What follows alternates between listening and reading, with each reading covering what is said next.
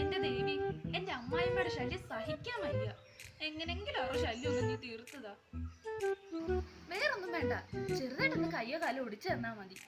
എന്റെ പങ്കിമാവിനെ കൊണ്ട് ഞാൻ 101 വട്ടം സൈന്യ പ്രദർശനം നടത്തിക്കോളാം എന്റെ ദേവി. രാധമ്മയ്ക്ക് ഒരു കാര്യം അറിയോ?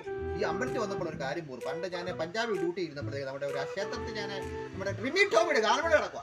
അവിടെ ചെന്നപ്പോൾ അവിടെ ഓഡിയൻസ് ആയിട്ട് ഭയങ്കര വേദന. എന്നോട് പുള്ളിക്കാരെ പോലീസുകാർ പറഞ്ഞ് അടിച്ചേക്കാൻ പറയും. ഞാൻ ദൈവമേ, എനിക്ക് എൻ്റെ കുടുംബത്തിന് മാത്രം ഐശ്വര്യം ഉണ്ടാകണേ. കോട്ടയൊന്നും മുടങ്ങല്ലേ, വെട്ടിയൊന്നും മുടങ്ങല്ലേ. എനിക്ക് ദിവസം ജോലി നമ്മുടെ രാധമ്മയ്ക്ക് ഒരു അവസരം ഉണ്ടായല്ലേ. അവിടെ കാത്തുകൊള്ളണേ. അയ്യോ, എന്റെ മീശ പോയത് കൊണ്ടാന്ന് തോന്നുന്നു. പഴയ ഒരു ഗാംഭീര്യം, പട്ടാളക്കാരുടെ ഒരു ഗാംഭീര്യമില്ല.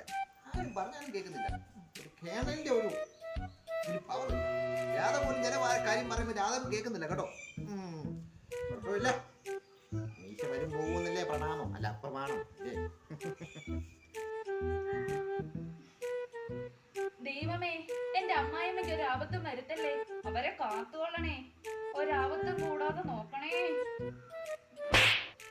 അതെ, അതുകൊണ്ട് നമ്മുടെ താരമോളല്ലേ നിൽക്കുന്നത്. അയ്യോ, നീ അവളെ കുറിച്ചാണ് ഇങ്ങനെയൊക്കെ പറയുന്നത്. അവിടെ പോയി എന്തോ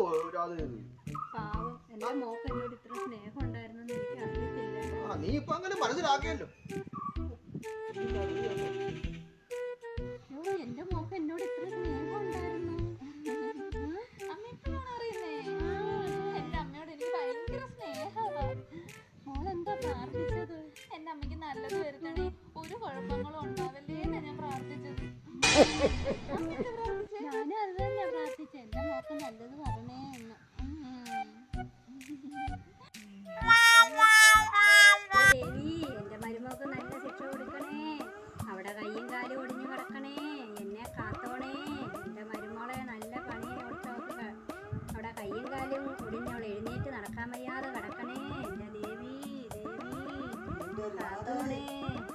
എന്താ പറഞ്ഞാടി നീ പറയുന്നത്?